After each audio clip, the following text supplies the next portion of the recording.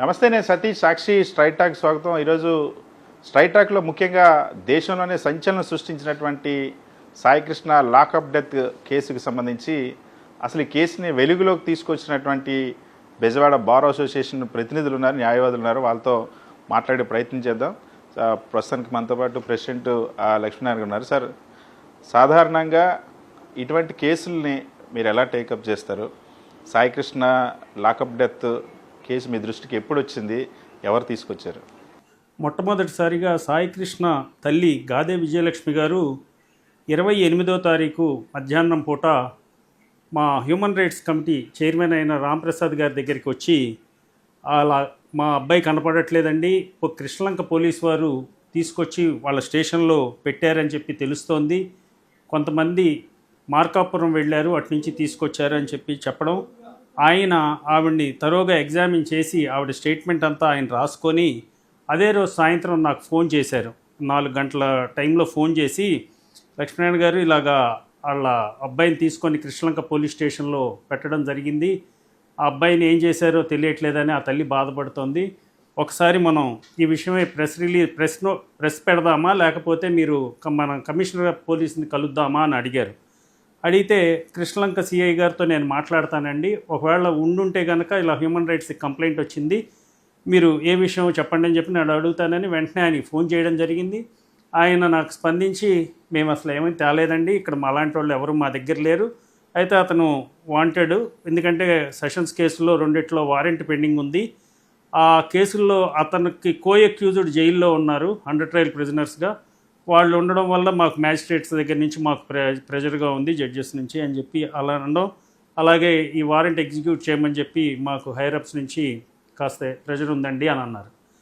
అన్న తర్వాత ఇలాగ మా హ్యూమన్ రైట్స్ కంప్లైంట్ వచ్చిందంటే రమ్మనండి, ఇన్స్పెక్ట్ చేసుకోండి, లాకప్ చూసుకోండి, కావాలంటే నేను మా దగ్గర ఉన్న సీసీ ఫుటేజ్లు కూడా మీకు అందజేస్తాను, చూసుకోండి అని చెప్పి ఆయన క్లియర్గా చెప్పారు.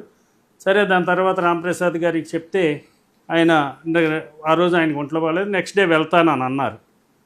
తర్వాత ఆయనకున్న సమాచారం మేరకు మార్కాపురం స్టేషన్లో కూడా రిపోర్ట్ చేశారని, వాళ్ళు అక్కడ ఒకరోజు ఉన్నారని, పోలీసులు టాస్క్ ఫోర్స్ వాళ్ళు కూడా వెళ్ళారని, ఇవన్నీ తెలిసిన తర్వాత మా హ్యూమన్ రైట్స్ కమిటీ నుంచి ఒక 4 అక్కడ మార్కాపురం వెళ్ళడం, అక్కడ విచారణ చేయడం, అక్కడ సమాచారాన్ని సేకరించడం, ఇవన్నీ జరిగినాయి. ఇవన్నీ జరిగిన తర్వాత విజయవాడ వచ్చారు. 31వ తారీఖు నేను ఊర్లో లేను. 1వ తారీఖు మార్నింగ్ వచ్చి మాకు గాదే విజయలక్ష్మి గారు ఒక కంప్లైంట్ ఇచ్చారు హ్యూమన్ రైట్స్కి. ఆ ఒరిజినల్ కాపీ నాకు ఆ రోజు అందజేయడం జరిగింది. దీనిలో కూడా మా అబ్బాయి ఈ వారెంట్ పెండింగ్ ఉందండి, మార్కాపురం నుంచి తీసుకొచ్చారు, కృష్ణలంక పోలీస్ స్టేషన్లో పెట్టారు అని చెప్పి చెప్పడం జరిగింది. దానికి సంబంధించినంత మటుకు మేము వెంటనే 3వ తారీఖున ఒక నిజ నిర్ధారణ కమిటీ వేద్దామని చెప్పి ఒక 4 కలిసి నిజ నిర్ధారణ కమిటీ వేసాము. ఈ లోపున హైకోర్టులో హ్యాబెస్ కార్పస్ కూడా వేయడం జరిగింది. తర్వాత జరిగిన పరిణామాలు ఈ ప్రెస్లోకి రావడం, ఇవన్నీ జరుగుతుండగా ప్రతిపక్షాలు దీని గురించి బాగా బయటికి తీసుకురావడం, మొట్టమొదటిసారిగా మా హ్యూమన్ రైట్స్ కమిటీ దీన్ని టేకప్ చేసి దీన్ని ప్రెస్ ముఖంగా దీన్ని బయటికి తీసుకురావడం, అలాగే ఈ ప్రతిపక్ష నాయకులు కూడా దీనికి సంబంధించినంత మటుకు యాక్టివ్గా ఉండడంతో ప్రభుత్వం అప్పుడు స్పందించింది. చివరికి ఈ తల్లికి అర్థమైన విషయం ఏంటంటే, నా కొడుకుని చంపేశారు, ఆ స్టేషన్ నుంచే కానీ బయట నుంచే కానీ ఆవిడకున్న సమాచారం కొడుకుని చంపేసి ఆ సాక్ష్యాలు కూడా లేకుండా ఆ శవాన్ని కూడా మార్చేశారు, ఆ బూడిద తీసుకెళ్ళి ఆ కృష్ణలో కలిపేశారు అనేది ఆ తల్లి అనేక సందర్భాల్లో మీడియా ముఖంగా బాధపడడం జరిగింది. అయినా ప్రభుత్వం నుంచి కానీ ఎటువంటి స్పందన లేదు. చివరికి ఇది కులాల మధ్య, మతాల మధ్య, ప్రాంతాల మధ్య గొడవలకి దారితీసే సందర్భంగా కనపడింది. ఆ సందర్భాన ప్రభుత్వం స్పందించడం, వీళ్ళని తీసుకెళ్లడం, మాట్లాడడం, ఇది 19వ తారీఖు 19/6న, ఇది 1వ తారీఖున ఇది ప్రెస్ ద్వారాను మీడియా ద్వారాను అంత ఇదిగా బయటకు వస్తే 19వ తారీఖున ముఖ్యమంత్రి గారు వీళ్ళని పిలవడం, మాట్లాడడం జరిగింది. బయటకు వచ్చిన తర్వాత ఆ తల్లి వారి మాటలు నమ్మారు. అంటే న్యాయం జరుగుతుంది అని చెప్పారు, న్యాయం జరుగుతుంది అని ఆవిడ నమ్మారు. అదే విషయంలో ఆవిడ ఇంటికి వచ్చిన తర్వాత అంటే ఇక్కడి నుంచి ఎఫ్ఐఆర్ స్టార్ట్ అయింది. ఎఫ్ఐఆర్ 19వ తారీఖు రాత్రి 2 గంటల టైం, 18వ తారీఖు కాదు సార్, 19వ తారీఖు 2 గంటల టైంకి ఎఫ్ఐఆర్ అండి ఇది. 2 గంటలకి ఆవిడ స్టేషన్కి వెళ్ళారా, ఎఫ్ఐఆర్ ఇచ్చారా, ఈ ఎఫ్ఐఆర్ ఎక్కడి నుంచి తయారైంది? అదే ఆవిడ అంతకుముందు ఇచ్చిన స్టేట్మెంట్ల ప్రకారం కూడా టాస్క్ ఫోర్స్ వాళ్ళు వెళ్ళారు, తీసుకొచ్చారు, టాస్క్ ఫోర్స్లో ఉంచారు, అలాగే బయట ఎక్కడో ఉంచారు అని అన్నారు. ఒక వారెంట్ ముద్దాయిని తీసుకొని వచ్చినప్పుడు అరెస్ట్ అనేది ఆ మార్కాపురంలోనే జరిగింది. కొన్ని సందర్భాల్లో అరెస్ట్ చేశారు అనగానే అరెస్ట్ అక్కడ మొదలవదు. స్టేషన్కి తీసుకొచ్చి విచారణ చేసిన తర్వాత దానిలో అతను ముద్దాయి అని తేలిన తర్వాత అప్పుడు అరెస్ట్ కార్డు రాసి, అరెస్ట్ మెమో రాసి, ఇవన్నీ కూడా చేసిన దగ్గర నుంచి అరెస్ట్ మొదలవుతుంది. కానీ ఈ కేసులో వారెంటు ఉంది, వారెంట్ మీద వెళ్ళారు అని చెప్పినప్పుడు అరెస్ట్ అక్కడే స్టార్ట్ అయింది. ఆ అరెస్ట్ స్టార్ట్ అయితే ఇక్కడికి వచ్చి 24 గంటల్లోపు కోర్టులో ప్రొడ్యూస్ చేయాలి. కోర్టులో ఎందుకు ప్రొడ్యూస్ చేయలేదు? 2 రోజులు ఎక్కడుంచారు అతన్ని? తర్వాత ఇన్నాళ్ల పాటు ఈ విషయాన్ని దాచిపెట్టడానికి సందర్భం ఏంటి? అదేవిధంగా మొన్న ఇవన్నీ చూస్తే కృష్ణలంక పోలీస్ స్టేషన్లో సీసీ ఫుటేజీలు మటుమాయమైపోయినాయని, అలాగే కొన్ని ప్లేసుల్లో సీసీ ఫుటేజీలు లేవని, ఎందుకు డిలీట్ అయిపోయినాయి? అవన్నీ రిట్రైవ్ చేయలేరా? చేయగలుగుతారు. ఇక్కడ దీనిలో ఉన్న అధికారులు ఒక్క నాగరాజు సిఐ, ఇప్పుడు నాగరాజుని సేవ్ చేయడం కోసమో ఆయన గురించి మాట్లాడడం కాదండి. ఇది ఈ కంప్లైంట్లో నాగరాజు సిఐ తీసుకొచ్చారు, నాగరాజు సిఐ కొట్టారన్నారు. ఇది ఆవిడకున్న ఇన్ఫర్మేషను, ఆవిడకి చెప్పినవి. కానీ బెజవాడ బార్ స్టేషను ఈ విషయమే ఏమి ఇది చేస్తుందంటే, ఒక్క నాగరాజు అనే వ్యక్తి వల్ల ఇది జరగదు, ఎవరో వెళ్ళారు, ఎప్పుడు వెళ్ళారు, ఎక్కడి నుంచి పికప్ చేశారు, ఈ దీనిలో టాస్క్ ఫోర్స్ ఇన్వాల్వ్ అయ్యిందని. టాస్క్ ఫోర్స్లో ఇన్వాల్వ్ అయితే వాళ్ళ సీసీ ఫుటేజ్లు ఏంటి? హోటల్లో ఏదో ఎం హోటల్లో పెట్టారనో ఇంకో ఏదో హోటల్లో పెట్టారన్న ఆ సీసీ ఫుటేజ్లు, అక్కడ రూమ్ బుక్ చేశారన్నారు, అక్కడ బాయ్స్ ఉన్నారు. అలాగే ఈ మార్కాపురం నుంచి విజయవాడ తీసుకొని రావడానికి మధ్యలో ఉన్నటువంటి టోల్ గేట్లు ఉన్నాయి, అక్కడ సీసీ ఫుటేజ్లు ఉన్నాయి. ఇవన్నిటినీ కూడా ఏ రకంగా మనం రిట్రైవ్ చేసుకోగలగాలి, లేదా ఇన్వెస్టిగేషన్లో భాగంగా ఏ రకంగా మనం పొందగలగాలి. అదేవిధంగా ఈ ఎఫ్ఐఆర్ కట్టిన తర్వాత ఓన్లీ ఈ యూనిట్ హెడ్లతోటి, అంటే వీళ్ళ యూనిట్కి సంబంధించిన వాళ్ళు విజయవాడలో అదే స్టేషన్లో కంప్లైంట్ ఇవ్వడం, అదే సిఐ గారు రిజిస్టర్ చేయడం, అదే సిఐ గారు ఇన్వెస్టిగేట్ చేసి 16 మంది విట్నెస్లను ఎగ్జామిన్ చేసేసేయడం, ఈలోపు సిట్ ఏర్పాటు చేయడం, ఇవన్నీ కూడా అంటే సిట్ వచ్చేసి ఈ యూనిట్ కాదని అర్థం. అయితే ఈ యూనిట్ ఒక ఇన్వెస్టిగేషన్ చేసేసిన తర్వాత మళ్ళా దీనికి డిఫరెంట్గా చేస్తే గనక అది మళ్ళా వీగిపోతుంది కేసు, మళ్ళా దానిలో నుంచే తీసుకుంటూ రావాలి. ఈ రకంగా ఇంత మటుకు మా దగ్గర బయటకి మామూలుగా అయితే ఏదన్నా కేసులో కాగితం బయటికి రావడం అంటే చాలా సహజంగా వచ్చేస్తుంది. కానీ ఈ కేసులో ఎఫ్ఐఆర్ కాగితం బయటికి రావాలంటేనే చాలా కష్టం అనిపించింది. నిన్న రిమాండ్ రిపోర్ట్ వస్తే మాకు వేరే వారి ద్వారా రిమాండ్ రిపోర్ట్ మాత్రం మేము పొందగలిగాం. దీనిలో వాళ్లే చెప్తున్నారు అనేకమైనటువంటి సాక్ష్యాధారాలు ఉన్నాయి అని. కానీ ఈ కేసులో ఆవిడిచ్చిన కంప్లైంట్ ఆధారంగా కృష్ణలంక పోలీసు వారు చేసిన ఇన్వెస్టిగేషను కరెక్ట్ కాదు, ఖాయంగా కరెక్ట్ కాదు. అలాగే దీనిలో ఎంతో సైంటిఫిక్ ఇన్వెస్టిగేషన్ కావాలి, నిస్వార్థమైనటువంటి ఇన్వెస్టిగేషన్ కావాలి. దీనిలో task force head commissioner of police, దీనికి సంబంధించినంత మటుకు కమిషనర్ ఆఫ్ పోలీసు 1/6 నుంచి కాదు, 28వ తారీఖు కాదు, 1/6 కాదు, 4, 5 ఈ రోజు దాకా ఒక ప్రెస్ మీట్ పెట్టడం కానీ, మా డిపార్ట్మెంట్కి మేము తీసుకురాలేదని కానీ ఏమీ చెప్పలేదు. అదేవిధంగా ఇప్పుడు లాకప్లో చచ్చిపోయాడు అని చెప్పి ఆ తల్లి చెప్తే ఏ ఆధారాలతో వీళ్ళు ఈ కేసుని రిజిస్టర్ చేశారు, ఏ ఆధారాలతో మళ్ళీ ఈ అరెస్టులు జరిగినాయి అనేది ఓన్లీ రిమాండ్ రిపోర్టే. మిగతా ఇన్వెస్టిగేషన్ అంతా కూడా అసలు జరగాల్సిన ఇన్వెస్టిగేషన్ జరగదు. మీరు చెప్పినట్టుగా మే 6వ తేదీన లేదా మే 9న పోలీస్ స్టేషన్ తీసుకొచ్చినప్పుడు దీనిపైన ఎఫ్ఐఆర్ కట్టడానికి జూన్ 19 అయింది. ఇన్ని రోజుల కాలంలో విజయవాడ పోలీస్ కమిషనర్కి ఈ వ్యవహారం గురించి తెలియకుండా ఉంటుందా? ఆయనకు తెలిసి జరిగిందంటారా? ఆయన బాధ్యతాయుతంగా వ్యవహరించారంటారా లేదంటారా? 100% ఆయనకి తెలిసే జరిగింది. ఎందుకంటే మాకున్న సమాచారం అంటే ఆ విజయలక్ష్మి గారు చెప్పిన దాని ప్రకారం కానీ, మిగతా మీడియాల్లో వచ్చిందే కానీ, మా వాళ్ళు ఇన్వెస్టిగేషన్ కోసం అక్కడికి వెళ్ళి ఫ్యాక్ట్ ఫైండింగ్ కమిటీ అక్కడికి వెళ్ళి విచారించినప్పుడు కానీ పోలీసు జీపుల్లో వచ్చారు, టాస్క్ ఫోర్స్ వాళ్ళు వచ్చారు అని చెప్పారు. టాస్క్ ఫోర్స్ వాళ్ళు వచ్చారంటే it's direct under control of commissioner of police. మరి కమిషనర్ ఆఫ్ పోలీస్కి ఈ విషయం తెలియదు అని అంటే ఎలా నమ్మాలి? మాకున్న మరొక సమాచారం, ఈ టాస్క్ ఫోర్స్ వాళ్ళే కృష్ణలంక పోలీస్ వాళ్ళకి హ్యాండ్ ఓవర్ చేశారు, అక్నాలెడ్జ్మెంట్ కూడా తీసుకున్నారు అని చెప్పి తెలిసింది. మరి టాస్క్ ఫోర్స్ వాళ్ళు రెస్పాన్సిబుల్ అవుతారా, సిఐ నాగరాజు రెస్పాన్సిబుల్ అవుతాడా? కాబట్టి టాస్క్ ఫోర్స్కి తెలుసు, దానికి హెడ్ కమిషనర్ ఆఫ్ పోలీస్ కాబట్టి ఆయనకి 100% ఆయన దృష్టిలో ఉంది. ఈ రోజుకి ఆయన నిమ్మకు నీరెత్తినట్టు కూర్చున్నారు.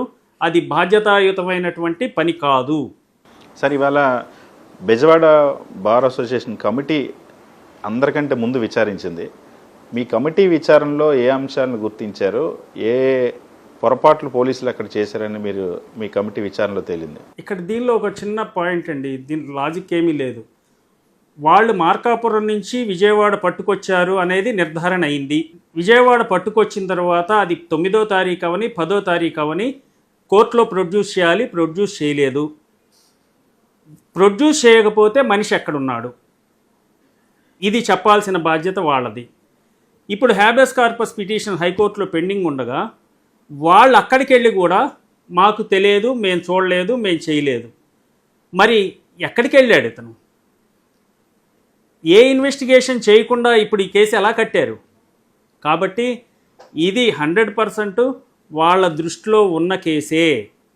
సార్, ఇవాళ సిఐ నాగరాజుని శిక్షించేలాగా ఈ కేసు విచారణ ఇప్పుడు జరుగుతుందంటారా, లేదా మిగిలిన వాళ్ళందరినీ తప్పించడం కోసం విచారణ జరుగుతుందంటారా? అసలు ఈ కేసులో ఇప్పటి వరకు ఆ రిమాండ్ రిపోర్ట్ చూసిన తర్వాత నాగరాజుకైనా కనీసం శిక్ష భవిష్యత్తులో పడుతుంది అన్నటువంటి నమ్మకం కలుగుతుందంటారా?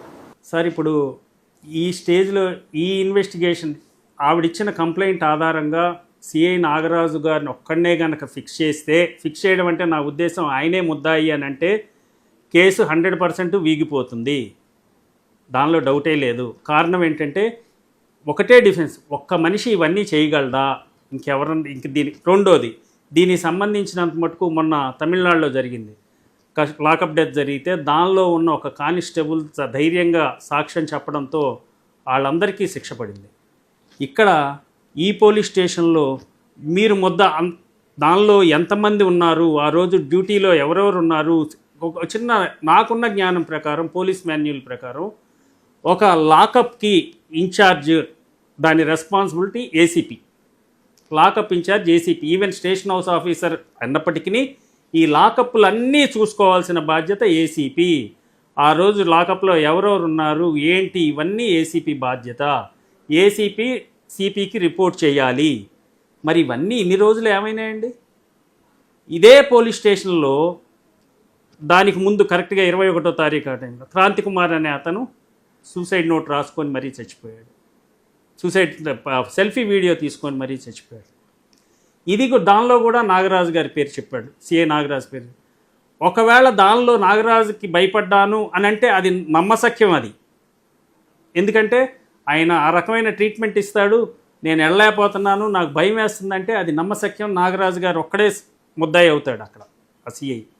కానీ ఈ కేసులో మాత్రం ఎంటైర్ స్టేషన్ మొత్తం ఆ 9వ తారీఖు నుంచి వాళ్ళు 19వ తారీఖు ఎఫ్ఐఆర్ కట్టేదాకా దీనిలో ఎవ్వరూ స్టేట్మెంట్ ఇవ్వకుండా ఒక్క మాట మాట్లాడకుండా, నిజంగా వాళ్ళకి తెలియదండి తెచ్చారా తేలేదా అనేది వాళ్ళన్నా సిపి గారికి చెప్పుండాలిగా. సిపి గారు ఆ విషయమన్నా బయటికి చెప్పాలిగా. నేను విచారణ చేశాను, దీనిలో ఇలా జరగలేదు, ఇలా జరిగింది అని ఆయన చెప్పాలిగా. ఈ 161 స్టేట్మెంట్లు ఇచ్చేవాళ్ళు అప్పుడు ఏమైపోయారు? కాబట్టి ఇదంతా వాళ్ళ నాలెడ్జ్లోనే ఉంది. అసలు దేశమంతా ఈ కేసు గురించి మాట్లాడుతుంది. మీరు వెలుగులోకి తీసుకొచ్చిన తర్వాత ఒక 20 రోజుల తర్వాత ఇంకా మొత్తం ఇది చాలా పెద్ద టాపిక్ అయింది. దేశమంతా మాట్లాడుతున్నటువంటి ఈ కేసు గురించి బాధ్యులైనటువంటి విజయవాడ పోలీస్ కమిషనర్ నోరు ఇప్పట్లేదు, రాష్ట్ర డీజీపీ కూడా ఇప్పటివరకు ఈ కేసు గురించి స్పందించలేదు. కారణం ఏంటంటారు సార్? అది వాళ్ళకే తెలియాలండి. ఇక్కడ ఏం మాట్లాడితే ఏం ప్రమాదమో, ఏం ఇరుక్కుంటామో అనే అయి ఉంటుంది.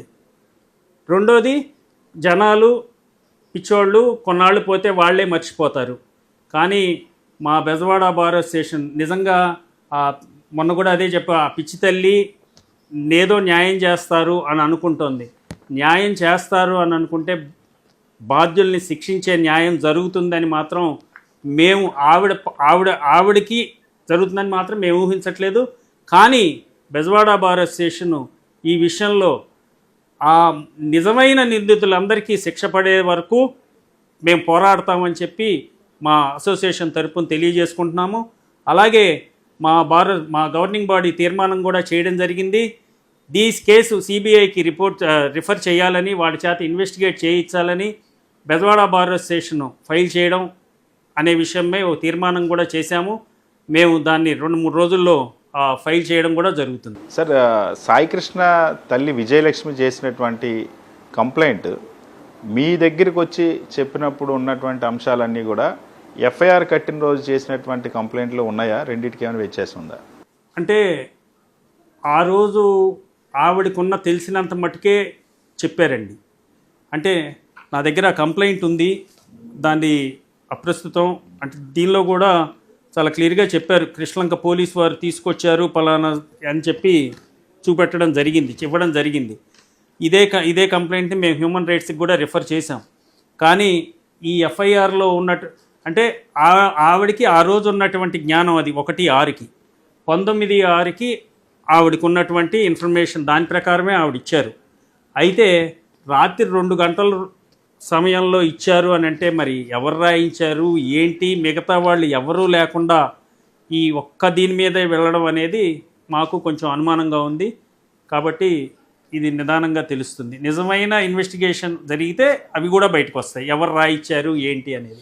ఈ సిఐ నాగరాజు ఈ కేసులో సీసీ ఫుటేజ్ని ధ్వంసం చేశారు, డెడ్ బాడీ కూడా మాయమైంది అని చెప్తా ఉన్నారు. ఇప్పటికే డెడ్ బాడీ లేదు. ఇన్నాళ్ళు సాయికృష్ణ మిస్సింగ్ అనుకుని ఇప్పుడు సాయికృష్ణ డెడ్ బాడీ కూడా మిస్సింగ్ అని తెలుస్తుంది. ఆయన ఆపరేషన్ ఎలా చేశాడంటారు సార్? ఇది ఎప్పుడైనా మీ సర్వీస్లో ఇటువంటి పోలీస్ ఆఫీసర్లు ఇలాంటి లాకప్ డెత్లు ఇలా హ్యాండిల్ చేయడం ఎప్పుడైనా చూసుంటారా?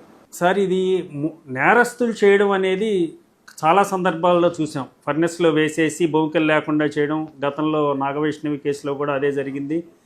అలా నేరస్తులు చేయడం చూసాం కానీ పోలీసులు చేయడం మేము చూడలా. నిజంగా ఇది మాకు నిజంగా పోలీసులే చేసుంటే కనుక ఇంతకన్నా దౌర్భాగ్యం ఇంకోటి లేదు.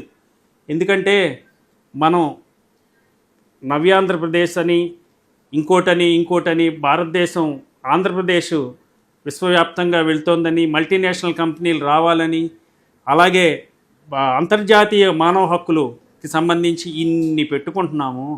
ఎక్కడి నుంచి వస్తారండి? ఇంకా ఇది ఈ రోజున జరిగిన కస్టోడియల్ డెత్ డెఫినెట్గా ప్రపంచం అంతా చూస్తోంది, అంతర్జాతీయ మానవ హక్కుల వాళ్ళు కూడా చూస్తారు. మన ఆంధ్రప్రదేశ్కి ఇదొక మాయని మచ్చగా మిగిలిపోతుంది. నేరస్తుడు ఫర్నెస్లో వేసాడన్నా, లేకపోతే నేరస్తుడు ఇంకోటి ఏదన్నా చేశాడన్నా దాన్ని శిక్షించడానికి చట్టాలు, అదే చట్టాన్ని కాపాడాల్సిన వాళ్ళే ఈ రకమైనటువంటి పని చేస్తే ఇంతకన్నా దురదృష్టకరమైనది ఇంకోటి లేదు. సో ఈ కేసుకి సంబంధించి సాయికృష్ణ బ్యాక్గ్రౌండ్ మీద కూడా కొంత చర్చ జరుగుతోంది. సాయికృష్ణ అనే వ్యక్తి గతంలో కేసులు ఉన్నాయి కాబట్టి, లేదా రౌడీ షీటర్ అనో, అసలు క్రిమినల్స్ని ఎలా సపోర్ట్ చేస్తారని సపోర్ట్ చేసే వాళ్ళ గురించి విమర్శలు చేస్తున్నారు. కానీ బార్ అసోసియేషన్ కూడా సపోర్ట్ చేసింది కదా, వాళ్ళకి ఏం సమాధానం చెప్తారు? సార్, ఇక్కడ 2 అంశాలండి. మనం వ్యక్తిగతంగా కొన్ని ఉంటాయి, వ్యవస్థ తరపున మాట్లాడేటప్పుడు కొన్ని ఉంటాయి. ఇప్పుడు మన భారతదేశంలో కాన్స్టిట్యూషన్ ఒకటి ఉంది, కాన్స్టిట్యూషన్ ప్రకారం మనం వెళ్ళాలి. ఉదాహరణకి కసబ్ కేసే ఉంది. కసబ్ కేసులో అతను దొరికాడు, మన ఎన్కౌంటర్ స్పెషలిస్టులు అక్కడ ఉన్నారు, ఎన్కౌంటర్లు చేసేస్తే విచారణ లేదు, ఏం లేదు. కానీ అంతర్జాతీయ సమాజం మనని చూసింది.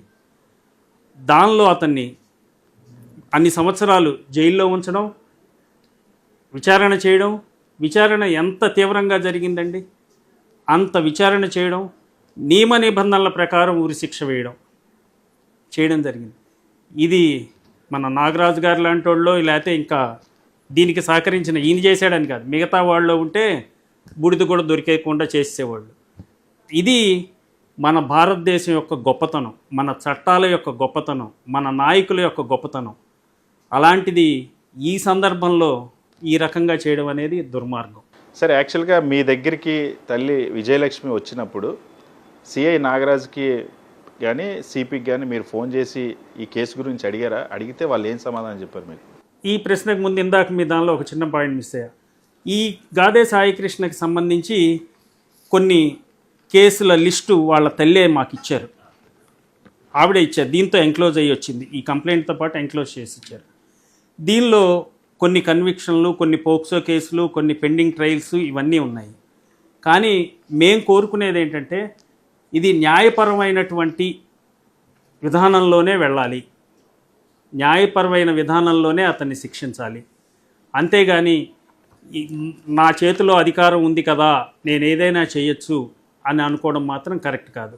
నెక్స్ట్ మీరు అడిగిన ప్రశ్నకి సమాధానం, ఆ రోజు 28వ తారీఖు నాడే నాకు సాయికృష్ణ తల్లి విజయలక్ష్మి గారు హ్యూమన్ రైట్స్ కమిటీ చైర్మన్ దగ్గరగా వెళ్ళడం, ఆయన నాకు ఫోన్ చేయడం, నేను సిఐ నాగరాజు గారితో ఫోన్ చేసి మాట్లాడడం జరిగింది.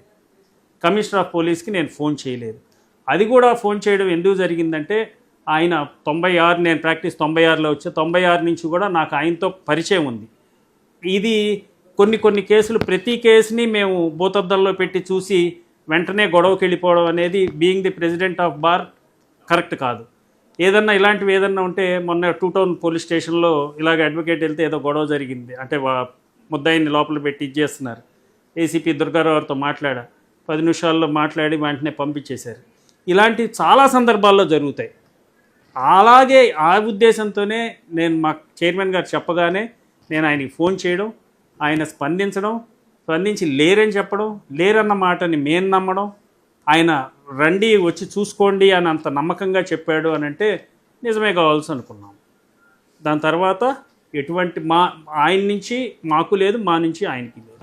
సరే, హెబియస్ కార్పస్ పిటిషన్ వేసినప్పుడు ప్రభుత్వం, అదే పోలీస్ డిపార్ట్మెంట్ మా దగ్గర లేడు, మేము వెతుకుతున్నాం అని చెప్పారు.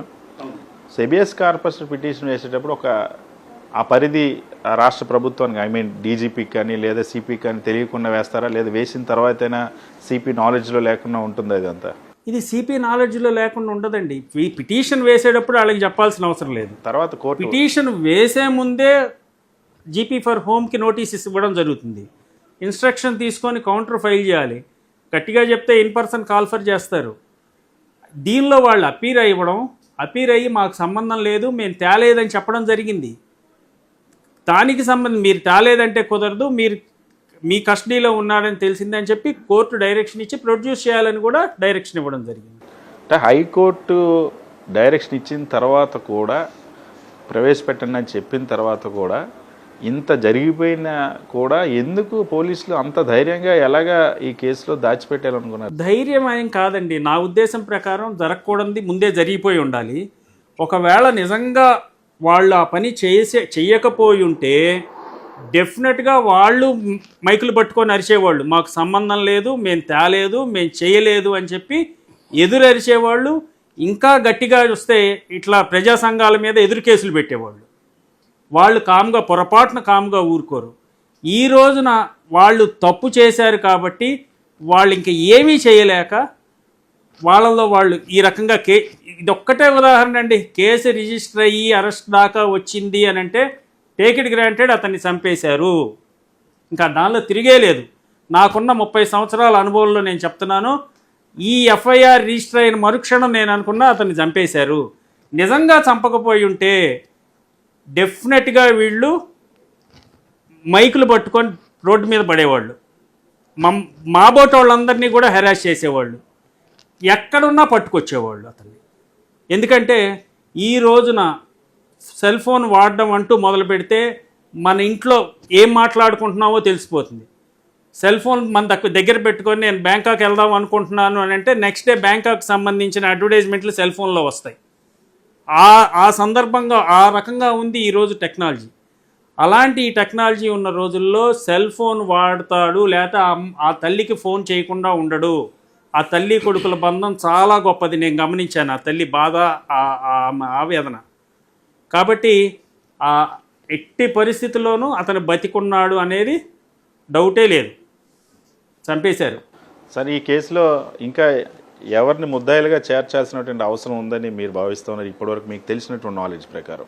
సార్, ఇందాక నుంచి అదే చెప్తున్నా, తెచ్చిన టాస్క్ ఫోర్స్ నిజంగా టాస్క్ ఫోర్స్ వాళ్ళు తీసుకొచ్చారా లేదా? టాస్క్ ఫోర్స్ వాళ్ళు తెస్తే ఆ హెడ్ కమిషనర్ ఆఫ్ పోలీస్, అలాగే తీసుకొచ్చి స్టేషన్కి అప్పచెప్పారు అని అన్నారు. స్టేషన్కి అప్పచెప్తే సిఐ గారు ఎంట్రీ రాసుకుంటారండి?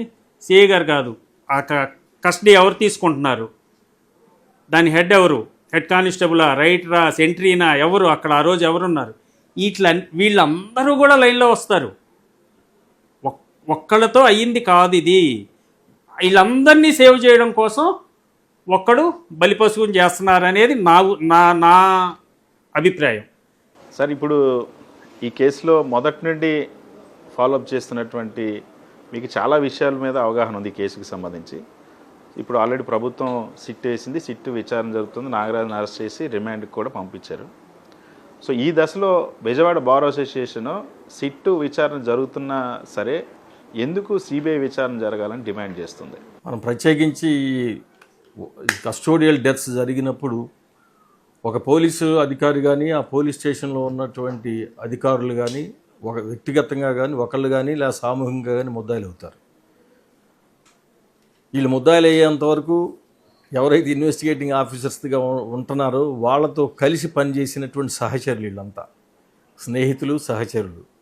మరి నిష్పక్షపాతమైనటువంటి విచారణ జరుగుతుందా?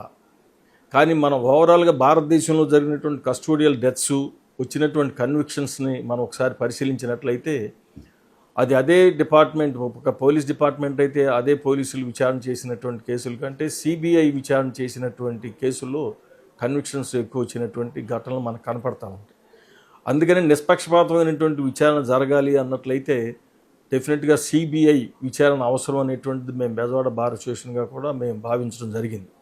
ఎందుకంటే ఇది ఎలా ఉంటుందంటే ఈ క్రిమినల్ కేసులు విచారించినప్పుడు పైకి మనకంతా బాగానే కనపడుతూ ఉంటుంది. కానీ ఇప్పుడే మనం చూద్దాం, ఒక కేసును కనుక చూసినట్లయితే దీంట్లో సాక్షులు ఎవరవుతారు? చూసినటువంటి వాళ్ళు మార్కాపురం నుంచి తీసుకెళ్ళినటువంటి వాళ్ళు వీళ్ళ మృతుడి బంధువులు అవుతారు. వాళ్ళు ఎంతవరకు తీసుకెళ్ళినంతవరకు చెప్పగలుగుతారు. అది దాదాపుగా ప్రూవ్ అయినట్టుగానే మనకు కనపడతా ఉంది. ఎందుకంటే రిమాండ్ రిపోర్ట్లో వాళ్ళు తీసుకొచ్చి ఏంటంటే ఒక న్యాయస్థానం ఇచ్చినటువంటి నాన్ బెయిలబుల్ వారెంట్ని అమలు చేస్తూ పోలీసులు అరెస్ట్ చేశారని టాస్క్ ఫోర్స్ వాళ్ళు అరెస్ట్ చేసి తీసుకొచ్చి కృష్ణలంక పోలీసులకు మేము హ్యాండ్ ఓవర్ చేశామని చెప్పి వాళ్ళు హ్యాండ్ ఓవర్ మెమోని కూడా ఇన్వెస్టిగేటింగ్ ఆఫీసర్కి ఇచ్చినట్టుగా మనకి రిమాండ్ రిపోర్ట్లో పేర్కొన్నారు. అంతవరకు బాగానే ఉన్నది. ఇదంతా సరే, ఒక సబ్ ఇన్స్పెక్టర్ వచ్చి ఆయన కొట్టడం నేను చూశానను, లేకపోతే నేను ఇతను గాయాలతో లాకప్లో ఉన్నాడని ఇంకో కానిస్టేబుల్ చెప్పాడు అనేటువంటి ఓరల్ ఎవిడెన్స్ మీద ఎక్కువ ఆధారపడతా ఉన్నాను. రేపు వీళ్ళంతా వచ్చి మేము చెప్పలేదు అని చెప్తే కోర్టులో ఈ కేసు పరిస్థితి ఏమవుతుంది? కేసు వీగిపోతుంది. కానీ ఇప్పుడున్నటువంటి పరిస్థితుల్లో ఇన్వెస్టిగేట్ చేయాల్సింది ఏముంటున్నట్లయితే ఎవరైనా ఏ ఇన్వెస్టిగేటింగ్ ఆఫీసర్ అయినా చూసిన మనుషులు చెప్పకపోయినా ఉన్న కొన్ని సర్కమ్స్టాన్సెస్ని, కొన్ని లింక్స్ని కనుక ఎస్టాబ్లిష్ చేయగలిగితే మనుషులు అబద్ధాలు ఆడొచ్చు, మనుషులు ఎదురు తిరగచ్చు, కానీ సర్కమ్స్టాన్సెస్ అబద్ధాలు చెప్పవు, సర్కమ్స్టాన్సెస్ ఎదురు తిరగవు. దీనికి మరి ఉన్నటువంటి సర్కమ్స్టాన్స్, ఎటువంటి సర్కమ్స్టాన్స్ వీళ్ళు కలెక్ట్ చేయాలన్నట్లయితే ఎలక్ట్రానిక్ ఎవిడెన్స్ అనేటువంటిది మనకి బాగా అభివృద్ధి చెందింది అనేటువంటిది మనకు తెలుసు.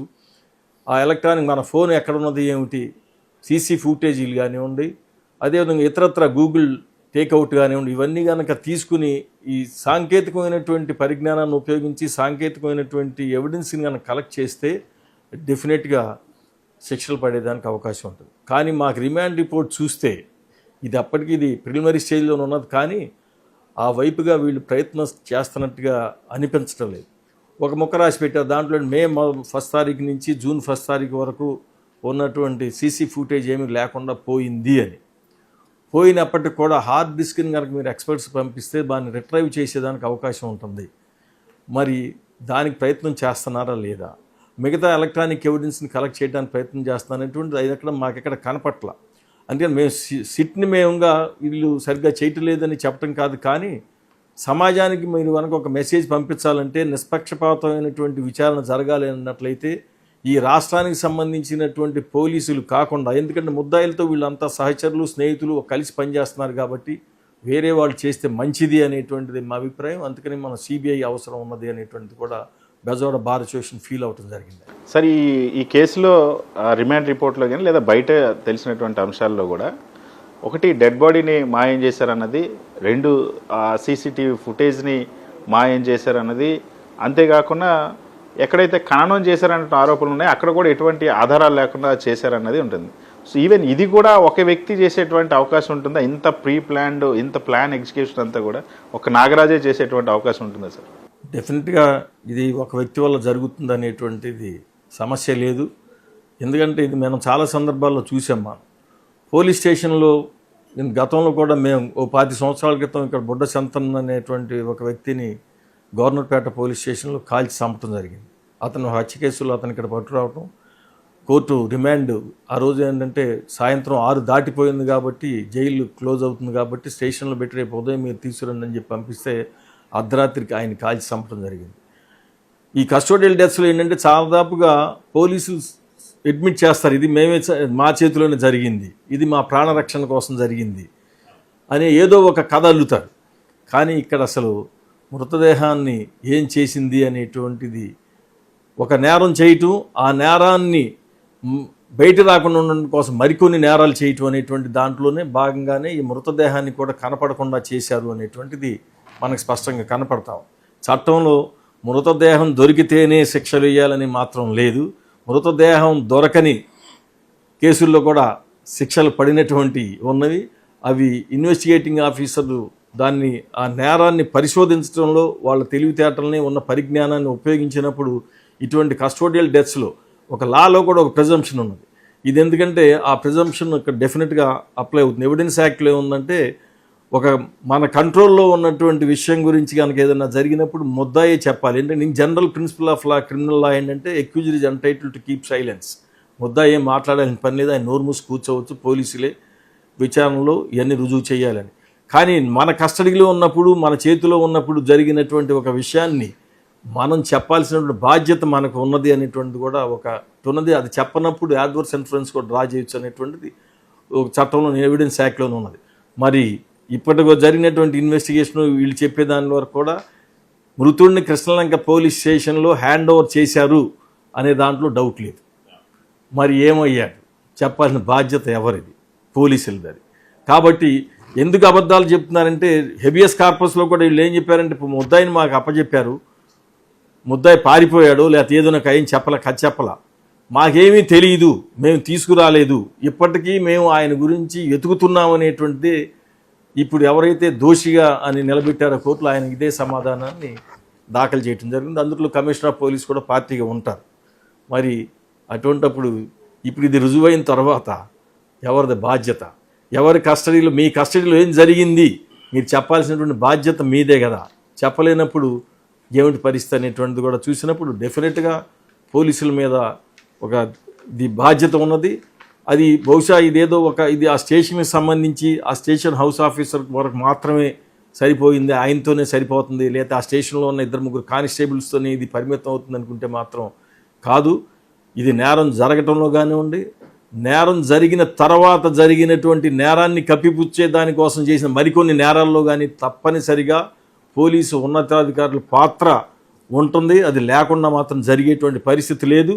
ఎందుకంటే ఏ లాకప్ ఎలా ఉన్నది, ఏ పోలీస్ స్టేషన్ ఎలా ఉన్నది అనేటువంటిది ఈ ఉన్నతాధికారులకు తెలియకుండా జరిగే పరిస్థితి కాదు. మాకు తెలియదు అనే మాట కనుక ఏ ఉన్నతాధికారి అయినా చెబితే ఆయన అబద్ధం అన్నా చెప్తున్నాను అనుకోవాలి, లేదా ఉద్యోగానికి అనర్హుడని మనం చెప్పాల్సినటువంటి పరిస్థితి ఉంటుంది. అందుకని ఇదంతా ఉన్నతాధికారులు అందరూ కూడా తెలిసే జరిగింది. కాకపోతే ఇప్పుడు ఉన్నది ఏంటంటే మన రాజ్యాంగం ప్రతి మనిషికి జీవించే హక్కు ఉన్నది అని గుర్తించినప్పటికీ మన పోలీసులు మాత్రం దాన్ని గుర్తించట్లేదు. మన భారతదేశంలో చూసుకుంటే గత 10 ఏళ్లుగా చూసుకుంటే 2253 లాకప్ డెత్స్ జరిగినాయి. దాదాపుగా మన రాష్ట్రాలు, తెలుగు రాష్ట్రాల్లో కూడా జరుగుతున్నాయి. కనీసం మనం ఇది ప్రాణాన్ని రక్షించాలి, మనమే చట్టాన్ని చేతిలోకి తీసుకోకూడదు, మనమే నేరస్తులు కాకూడదు అనేటువంటి కనీసమైనటువంటి స్పృహని పోలీసుల్లో కల్పించాలని బాధ్యత అందరి మీద ఉంది. కానీ పోలీసులు కూడా చేయటం లేదు. అంతేకాకుండా వాళ్ళని బలపరుస్తూ, ఎందుకంటే ఇది మా కొత్త కాదు. ఇందాక నేను చెప్పినట్టుగా బుడ్డ సంతన్ కేసు అప్పుడు కూడా మేము చేసినప్పుడు నా మీద చాలామంది ఒత్తిడి తీసుకొచ్చారు. మీరు ఎందుకని పోలీసులకు వ్యతిరేకంగా మీరు నిలబడతారు, వాళ్ళు క్రిమినల్స్నే కదా చంపింది అనేటువంటిది. కానీ అది తప్పు. పోలీసులే క్రిమినల్స్ అని చెప్పి వాళ్ళనే చంపే అధికారం కనుక ఇస్తే పోలీసు రేపు ఎవరి కాడికి ఇష్టం లేనప్పుడు వాడిని చంపేస్తాడు, నేరస్తుడు అంటాడు. ఎందుకంటే మన తెలుగులో సామెత ఉంది, కుక్కను చంపాలని పిచ్చిదనాలి. అదేవిధంగా ఈ నేరస్తుడిని చంపేసేయచ్చు అనేటువంటిది. వీళ్ళు ఎందుకు నేరస్తులు అవుతారు? ఒక నేరస్తుని చంపడానికి వీళ్ళు నేరస్తులు ఎందుకు అవ్వాలి? నేరాన్ని వీళ్ళు విచారణ చేయలేరా? సరిగ్గా శాస్త్రీయ దృక్పథంతోనూ ఒక చక్కగా తెలివితేటలతోనూ ఇన్వెస్టిగేట్ చేసి న్యాయస్థానం ముందు పడి శిక్ష పడేటట్టు ఎందుకు చేయలేకపోతా ఉన్నారు? అది చేయలేక ఇది అడ్డగోలుగా మేము కాల్చి చంపొచ్చు, లేకపోతే మేము పీక నొక్కొచ్చు, కొట్టి చంపొచ్చు, అది తేలిక అనుకుంటే అది ఏ నాగరిక సమాజం ఒప్పుకోదు.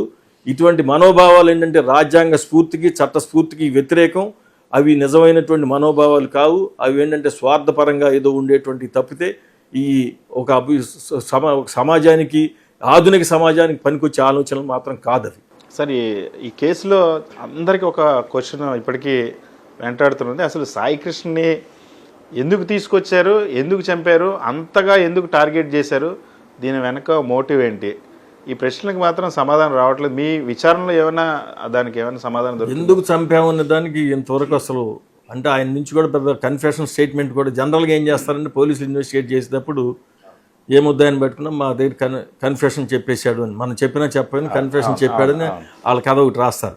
దీంట్లో మాత్రం వాళ్ళు రాసింది ఏమిటన్నట్లయితే ముద్దాయి మాకు ఏ విధంగానూ సహకరించలేదు, విచారణకు ఆయన ఏం మాట్లాడలేదు, ఏం చెప్పలేదు అని చెప్పారు.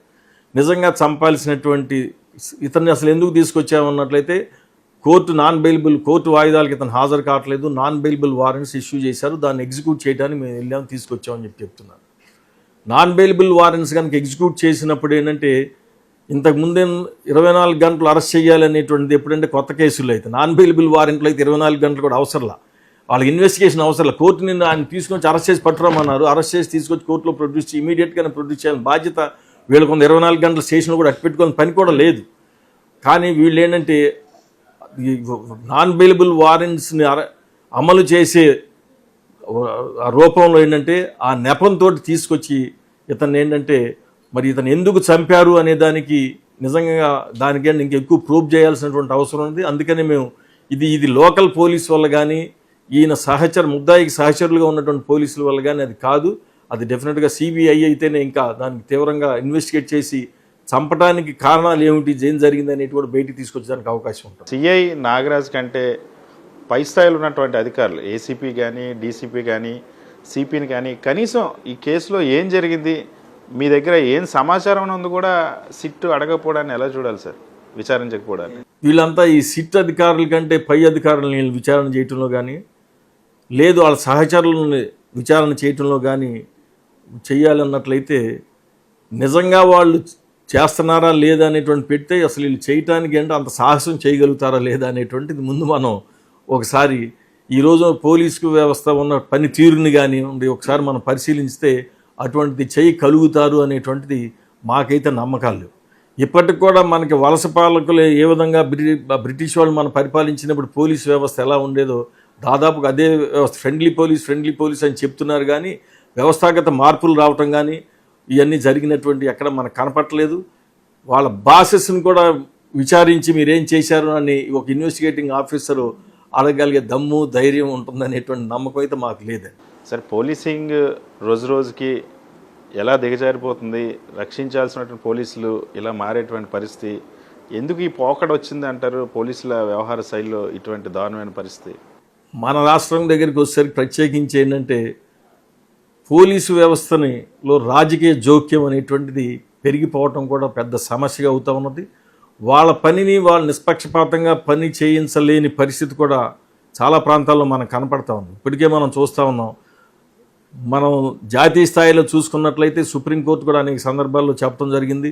సిబిఐని కూడా, ఇందాక నేను సిబిఐ ఇన్వెస్టిగేషన్ అని చెప్తున్నాను కానీ అది కేంద్రం వేరేనని, సిబిఐ కూడా పంజరంలో పక్షి అయిపోయిందని చెప్పి సుప్రీంకోర్టు అనేక సందర్భాల్లో చెప్పడం జరిగింది. జాతీయంగా కానీ రాష్ట్రంలో కానీ చూసినప్పుడు ఇన్వెస్టిగేటింగ్ ఏజెన్సీల పనితీరు కానివ్వండి, ఈ ఇన్వెస్టిగేటింగ్ ఏజెన్సీల్లో పనిచేసేటువంటి వాళ్ళ ప్రమోషన్లు, అదేవిధంగా ట్రాన్స్ఫర్స్ విషయం దగ్గరికి వచ్చేసరికి ఈ పరిపాలన, ఈ అధికారులు వీళ్ళకు దానికి జోక్యానికి సంబంధించి జోక్యం ఉండకూడదు.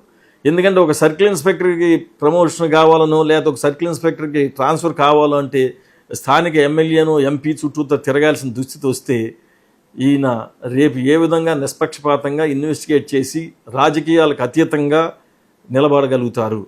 అనేది ప్రశ్న ఇప్పుడు కాదు అనేట సుప్రీంకోర్టు 1998లోనే ప్రకాష్ సింగ్ కేసులో కూడా దానికి అనేకమైనటువంటి గైడ్ లైన్స్ పెట్టడం జరిగింది. ఇప్పటికి కూడా మన రాష్ట్రంలో గైడ్ లైన్స్ అమలు అవుతున్నాయి అనేటువంటి ఎక్కడ మనకు కనపట్టలేదు.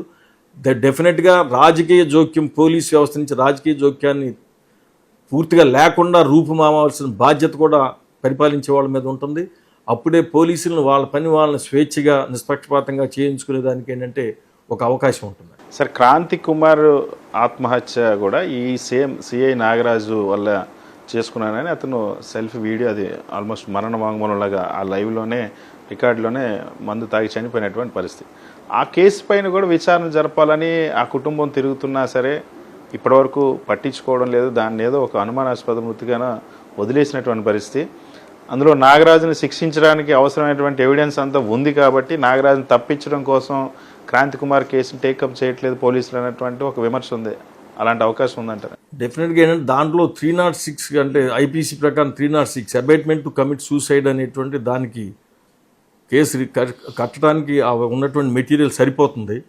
కాకపోతే ఆ బాడీని మళ్ళీ తీసి పోస్ట్ మార్టం చేయటం ఇదంతా చేయాల్సిన అవసరం ఉంది. డెఫినెట్గా అది ఒక క్రైమ్ కట్టి ఇన్వెస్టిగేట్ చేయాల్సినటువంటి బాధ్యత పోలీసుల మీద ఆ వీడియో ఆధారంగా కానీ లేదా ఆయన తల్లిదండ్రుల స్టేట్మెంట్ ఆధారంగా చేసుకుని కూడా కేసు కట్టేదానికి డెఫినెట్గా మెటీరియల్ సరిపోతుంది. అది కనుక చెయ్యకపోతే దాంట్లో కూడా వీళ్ళు పక్షపాతంగా వ్యవహరించగా మనం భావించవచ్చండి. సార్, ఇవాళ కోర్టు చెప్పినా సరే సీసీటీవీ ఫుటేజ్లో ఏమీ లేదనే విషయాన్ని చాలా స్పష్టంగా చెప్పారు. హైకోర్టును కూడా ఈ పోలీసులు తప్పుడు సమాచారం ఇచ్చారు. సో సీసీటీవీ ఫుటేజ్ లేకుండా, బాడీ లేకుండా ఈ విచారణ ఇంకా ముందుకు ఎలా సాగుతుంది అనుకుంటారు? సాగే అవకాశం ఉందా? డెఫినెట్గా ఇందాక నేను చెప్పినట్టు మీరు సైంటిఫిక్ ఎవిడెన్స్ని కనుక వీళ్ళు కలెక్ట్ ఇప్పుడంటే మనకి సీసీ ఫుటేజ్ అనేటువంటి చూస్తే ఇక్కడ విజయవాడ పోలీసులకు సంబంధించి ఇది CCR అనేది కమాండ్ కంట్రోల్ సెంటర్ ఉంటుంది. అక్కడ ఇక్కడ విజయవాడలో ఉన్నటువంటి సీసీ ఫుటేజీలు చాలా వాటికి అనుసంధానం చేసి ఉంటాయి. మరి వాళ్ళ దగ్గర రికార్డు ఉండదా? లేనప్పుడు ఏం చేయాలి? అసలు ఎందుకు పోయింది? ఉంటే వీళ్ళంతా చూసి ఏం చేశారు వీళ్ళు ఎందుకంటే మేము కంట్రోల్ చేసి మేమంతా దీన్ని మా ఎదురుగా ఉంటాం, మేము చూస్తూ ఉంటాం. ఈ పోలీస్ స్టేషన్లో జరిగేటువంటి విషయాలు ఇలా దృష్టికి రాకుండా ఎలా ఉన్నాయి. అయినప్పటికీ కూడా దీన్ని ఎక్స్పర్ట్ చేస్తే ఏంటంటే ఆ హార్డ్ డిస్క్ తీసుకెళ్ళి మళ్ళీ రిట్రైవ్ చేసేటువంటి అవకాశం ఉంది. రిట్రైవ్ చేసినప్పుడు ఏం జరిగింది కూడా కొన్ని విషయాలు తెలుస్తాయి. కాబట్టి దానికి కూడా ఏంటంటే డెఫినెట్గా ఈ సైంటిఫిక్ ఇన్వెస్టిగేషన్ అనేటువంటిది వీళ్ళు చేయాల్సినటువంటి అవసరం ఉన్నది. కానీ ఆ వైపుగా వీళ్ళు వెళ్తున్నారా లేదా అనేటువంటి చూస్తే రిమాండ్ రిపోర్ట్లో మాత్రం ఆ వైపుగా వీళ్ళు వెళ్తున్నట్టుగా మాకేమీ అనిపించలేదు. సార్, ఇంత సంచలనం సృష్టించినటువంటి కేసులో రిమాండ్ రిపోర్ట్ పైన చాలా విమర్శలు వస్తున్నాయి. అంటే మీలాంటి న్యాయవాదుల దగ్గర నుండి, కొంత ఎక్స్పర్ట్స్ దగ్గర నుండి ఎందుకు అంత పేలవంగా ఉందా రిమాండ్ రిపోర్ట్? సార్, ఇందాక నుంచి మనం చెప్పుకునేది ఆయన వీళ్ళంతా ఇది ఆయన సహచరుడు. అదేవిధంగా ఉన్నత పోలీస్ అధికారుల పాత్ర లేకుండా కానీ వాళ్ళకి తెలియకుండా కానీ ఇది జరిగింది అని మాత్రం మేము అనుకోవటం లేదు. ఒకవేళ అనుకోకుండా ప్రమాదవశాత్తు కానీ వీళ్ళు కొట్టరాని చోట కొట్టి చనిపోయినా అది వాళ్ళకి తెలియాలి కదా. వాళ్ళకి తెలిసినప్పుడు వాళ్ళు చెప్పింది ఏమిటి? వాళ్ళే ఈ శవాన్ని కనపడకుండా మాఫీ చేసేయి అని చెప్పి ఏమైనా సలహా చెప్పారా? లేకపోతే ఈ అంతటి ఈ పోలీసులు, ఈ స్థానిక పోలీసులకు ఇష్టంగా పోలీసులే ఆ నిర్ణయం చేసుకుని చేయగలిగితే, అదే గనక పై అధికారులకు తెలియకుండా ఇదంతా జరిగింది అంటే అదే గనక నిజానికి అనుకుంటే బెజవాడలో పోలీసు వ్యవస్థ చీఫ్ కానీ పోలీస్ వ్యవస్థ కానీ పనిచేస్తున్నట్టుగా మనం భావించలేం. ఇంత పోలీస్ స్టేషన్లో ఒక హత్య జరిగి దుర్మార్గం జరిగితే మాకెవరికి తెలియదు అని అన్నారంటే డెఫినెట్గా అది అబద్ధం అని అవ్వాలి. లేకపోతే మీ చేసే ఉద్యోగాలకు మీరు అర్హులు కాదన్నానన్నా మనం చెప్పాల్సిన అవసరం ఉంది. వీళ్ళందరినీ తీసుకురావడానికి ఎందుకు అనే దానికి ఏంటంటే ఇది హషప్ చేయడానికి కూడా ఇది దీని బాధ్యులు ఎవరు ఏంటి అనేటువంటిది వెళ్లకుండా ఇక్కడికి ఒక్కడితోనే ఇది ఆపేసేసి దానికి కూడా ఏంటంటే ఇందాక నేను చెప్పినట్టుగా అంత ఓరల్ ఎవిడెన్స్ మీద ఎక్కువ రిలై అయిపోయి నోటి మాటలే కాబట్టి రేపు కోర్టులకు వచ్చి మేము చెప్పలేదన్నా కానీ కోర్టు ఏం చేయలేదు, అక్కడ ఏంటంటే ఎవిడెన్స్ ప్రూవ్ కాలేదని కేసు కొట్టేసేదానికి తర్వాత వీళ్ళకి ఏంటంటే డబుల్ ప్రమోషన్స్ ఇచ్చేదానికి పనికొస్తుంది తప్పితే మరొకటి కాదు. అందుకని ఈ సిట్ కాదు మరొకటి కాదు, ఇది సిబిఐలో కూడా నిష్పక్షపాతంగా ఉండేటువంటి అధికారులతోటి అవినీతికి వ్యతిరేకంగా ఉండే అధికారులు ఉన్న గుర్తించి వీళ్ళకి ఎవరెవరు తెలుస్తారు కాబట్టి అటువంటి అధికారులతో చేసినప్పుడు కొన్ని నిజాలు బయటకు వచ్చేదానికి అవకాశం. సార్, మీకు చాలా అనుభవం ఉంది, అందుకే అడుగుతా ఉన్నాను. ఇటువంటి లాకప్ డెత్ కేసు ఎప్పుడైనా మీ కెరీర్లో చూసారా? అసలు ముఖ్యంగా విజయవాడలో ఈ తరహాలో ఎప్పుడు అన్ని విజయవాడలో సీసీటీవీ ఫుటేజ్ అంటే విజయవాడ లాకప్ డెత్స్లు చూసాం మనం, కానీ శవం మాయం చేయటం మాత్రం ఇదే మొట్టమొదటిసారి. ఇదేంటంటే మనం చేసి అంటే గతంలో తెలుసు వాళ్ళ అనుభవాలు ఉన్నాయి. ఎందుకంటే మనకి సత్యనారాయణపురం పోలీస్ స్టేషన్లో ఆ నేవీకి సంబంధించిన మురళీధరన్ని చంపింది కానివ్వండి, బుడ్డ శంతను చంపింది కానివ్వండి, అటువంటిప్పుడు బెజవాడ బార్ అసోసియేషన్ మేమంతా అప్పుడు యాక్టివ్గా ఉండి దాని మీద కేసులు పెట్టడం. అక్కడ మురళీధరన్ దాంట్లో అయితే శిక్షలు కూడా పడినటువంటి ఘటనలు మనకి తెలుసు. కాకపోతే బుడ్డ శంతన్ కేసు దగ్గరకు వచ్చేసరికి ఏంటంటే డిశ్చార్జ్ చేయటం అదంతా జరిగింది. ఇప్పుడు సుప్రీంకోర్టులో ఇప్పటికి కూడా పెండింగ్ ఉన్నట్టుగా ఉన్నది అది. కాబట్టి ఇటువంటి కానీ ఏంటంటే పోలీసులు ఏంటంటే ఇంతకుముందు ఎవరిని చంపితే మేము చంపాము అనేటువంటి మెసేజ్ని సమాజానికి పంపడానికి చూసేవాడు. దేనికి పంపుతున్నారు? మేమే చంపామని. అంటే సమాజంలో మేమంటే భయం ఉండాలి అనేటువంటి దాంతో ఒక అహంకారపూరితమైనటువంటి దాంతో పంపేవాళ్ళు.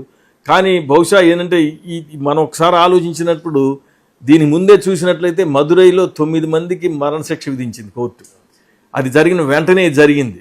బహుశా వాళ్ళ మనసుల్లో అది ఉండి శవాన్ని మనం కనిపించకుండా చేయాలి, దీన్ని ఏమి సాక్ష్యాలు ఆధారాలు లేకుండా చేయాలి, మనం చంపిన సంగతి ఎవరు తెలియకూడదు అనేటువంటి ఉద్దేశంతోనే చేశారు. లేకపోతే ఏదో కదల్లి ఇతను మేము ఎన్కౌంటర్ చేసామని కూడా చెప్పి ఉండేవాళ్ళేమో. బహుశా ఆ మదురై కేసు ఆ ఘటనలు గుర్తుండి ఇటువంటి కొత్తగా కానీ ఇటువంటిది కనుక అలౌ చేస్తే ఏమిటన్నట్లయితే పోలీసులే తీసుకెళ్ళి చంపేసి శవాలనే మాయం చేస్తే ఇక ప్రజలకి రక్షణే ఉంది.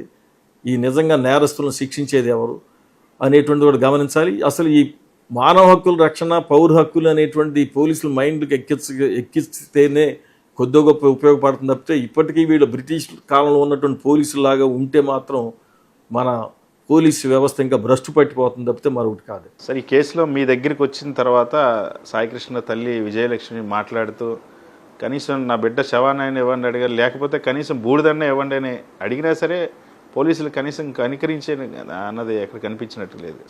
ఒకటి ఒకవేళ కనికరించి బూడి తీస్తే వాళ్ళు నేరం ఒప్పుకున్నట్టే కదా వాళ్ళు. ఇక అందుకని వాళ్ళు మేము నేరం చేయలేదు అనేటువంటి స్టాండ్ తీసుకున్నారు, దాని మీద నిలబడ్డారు. కానీ ఇది మాత్రం ఒక దుర్మార్గమైనటువంటిది, అమానవీయమైనటువంటిది. ఎవరు మనం బలపరచకూడదు, పోలీసు అధికారులు కానీ ప్రభుత్వ అధికారులు కానీ ఎవరు బలపరచకూడదని కూడా మనం చెప్పాల్సినటువంటి అవసరం ఉంది. ఇటువంటి చేస్తే బహుశా ఇదేదో సమాజాన్ని ఉద్ధరిస్తున్నాం, సమాజాన్ని బాగు చేయడానికి మేము చేస్తున్నాం అనేటువంటిది చెప్తున్నారు కానీ అది తప్పు. సమాజానికి ఇది మంచిది కాదు.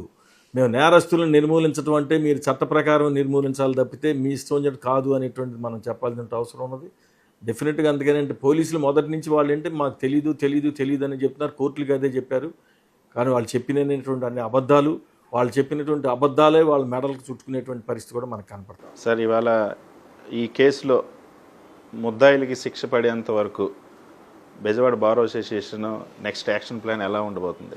డెఫినెట్గా ఇక్కడ మా హ్యూమన్ రైట్స్ కమిషన్ సంబంధించిన వాళ్ళు ఇప్పటికీ ప్రతినిత్యం ఆ కేసు నుంచి చేస్తూ ఉన్నారు, పనిచేస్తూ ఉన్నారు. అదేవిధంగా సిబిఐకి పంపించాలని కూడా మేము బెజవాడ బార్ అసోసియేషన్ నుంచి హైకోర్టులో ఒక పబ్లిక్ ఇంట్రెస్ట్ లిటిగేషన్ మూవ్ చేయాలని కూడా ప్లాన్ 2-3 రోజుల్లో జరుగుతుంది. అది జరిగిన తర్వాత డెఫినెట్గా విక్టిమ్స్తోని మా హ్యూమన్ రైట్స్ కమిటీతోటి అదేవిధంగా పౌర హక్కుల్ని మానవ హక్కుల్ని కాపాడాలని పనిచేసేటువంటి వాళ్ళందరితోటి కూడా మేము సమన్వయం చేసుకుని పనిచేస్తాం. బెజవాడ బార్ అసోసియేషన్కి కూడా అటువంటి చరిత్ర, ఎందుకంటే విజయవాడలో ఏ పోలీస్ అట్రాసిటీస్ జరిగినా ప్రత్యేకించి ఒకసారి ఒక అమ్మాయి వ్యభిచారం చేస్తామని చెప్పి గుండు చేసి తీసుకొచ్చారు ముదిగొండ పద్మని. దానికి వ్యతిరేకంగా కూడా మేము నిలబడ్డాం. పెద్ద పోలీస్ ఆఫీసర్స్ని, ఐఏఎస్ ఆఫీసర్స్ని కూడా మేము వ్యతిరేకంగా నిలబడి బెజవాడ బార్ అసోసియేషన్ పౌర హక్కుల్ని మానవ హక్కుల్ని కాపాడటంలో ముందుంటా ఉంది. ఇది జాతీయ స్థాయిలోనే గుర్తింపు తెచ్చుకున్నటువంటి ఘటన. మీ అందరికీ తెలుసుగా బెజవాడ బార్ అసోసియేషన్ వేసినటువంటి ఒక కంప్లైంట్ వల్లనే Bezawada commissioner of police IPS అధికారి 302లో ముద్దాయిగా వచ్చి నిలబడిన సంగతి బెజవాడ ప్రజలందరికీ తెలుసు. కాబట్టి మేము డెఫినెట్గా పౌర హక్కుల్ని మానవ హక్కుల్ని కాపాడటం కోసం పోలీసుల యొక్క దుశ్చర్యలకు వ్యతిరేకంగా పోరాటంలో బెజవాడ బార్ అసోసియేషన్ ఇంతకుముందు కృషి చేసింది, భవిష్యత్తులో కూడా కృషి చేస్తుంది. Sir, thank you so much sir. ఎట్టి పరిస్థితుల్లో కూడా ప్రస్తుతం సాయికృష్ణ లాకప్ డెత్ కేసులో జరుగుతున్నటువంటి సిట్ విచారణ వల్ల నిజమైనటువంటి ముద్దాయిలకి శిక్ష పడేటువంటి అవకాశం ఉండదు. ఖచ్చితంగా దీనిపైన సిబిఐ విచారణ జరగాల్సిందే.